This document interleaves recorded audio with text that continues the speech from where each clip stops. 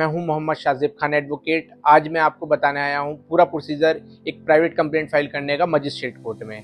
So let's start. ये chapter 19 under BNSS में mention है। सबसे पहले जानते हैं प्राइवेट कंप्लेंट होती क्या है। प्राइवेट कंप्लेंट जो होती है, जब पुलिस एफआईआर या एनसीआर रजिस्टर करने से मना कर देती है तो आप एक प्राइवेट कंप्लेंट मजिस्ट्रेट कोर्ट में फाइल कर सकते हैं। जब फाइल करते हैं तो आपको कुछ बातों का ध्यान रखना होता है। एक तो ये रिटन में होनी चाहिए, यानी लिखित तहरीर, ये लिखित कंप्लेंट होनी चाहिए, और ये संगीन और असंगीन यानी कॉग्जेबल या नॉन कॉग्जेबल ऑफेंस में किसी में भी दाखिल की जा सकती है, फाइल की जा सकती है ये। और जिस क्षेत्र में आप रहते हैं उसी क्षेत्र के मजिस्ट्रेट को अधिकार होगा कि वो उसको कंप्लेंट को सुने। फिर आप स्टेप बाय स्टेप इसका प्रोसीजर वो देखते हैं। सबसे पहले एक दावा तैयार किया जाता है, ड्राफ्ट कंप्लेंट की जाती है।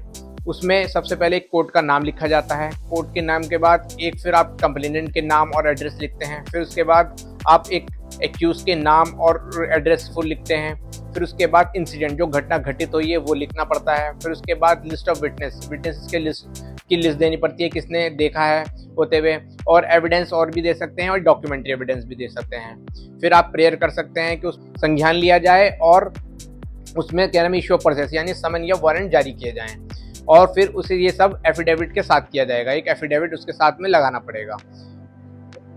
जब एफिडेविट लग जाएगा फिर उसके बाद उस कोर्ट में, जिस कोर्ट में उसको फाइल करना है उस कोर्ट में फाइल कर दिया जाएगा।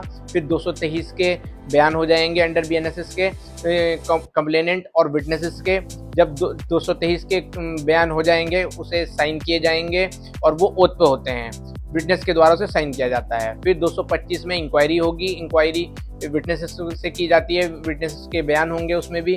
फिर जब ये सब हो जाएगा तो नया क्लॉज ऐड हुआ है बीएनएसएस में, जिसमें कोर्ट जब तक संज्ञान नहीं लेगा जब तक एक्यूज को एक अपॉर्चुनिटी नहीं मिलती है। जब एक्यूज को अपॉर्चुनिटी मिल जाएगी वो अपना जवाब दाखिल कर देगा। उसके बाद इन्वेस्टिगेशन या इंक्वायरी कर सकता है मजिस्ट्रेट। अगर इन्वेस्टिगेशन में पाता है कि सफिशिएंट ग्राउंड है कंप्लेंट चलाने के लिए तो वो इशू ऑफ प्रोसेस यानी समन या वारंट जारी कर सकता है। समन और वारंट जारी करने के बाद जब वो अपियर हो जाएगा, अपियर होने के बाद उस पर चार्ज बन जाएगा। अगर ये सब नहीं होता है, सफिशिएंट ग्राउंड नहीं मिलते हैं, तो वो डिसमिस भी कर सकता है 226 बीएनएसएस में। जब चार्ज बन जाएगा फिर उसके बाद फिर एविडेंस आएंगे। एविडेंस में चीफ होगा, चीफ के बाद उसको क्रॉस किया जाएगा। फिर चीफ क्रॉस करने के बाद उसको आर्ग्यूमेंट में लग जाएगी फाइल आर्ग्यूमेंट फाइल करने के बाद फिर उसमें वो जब जजमेंट में लग जाएगी, कन्विक्शन होगा या एक्विटल होगा।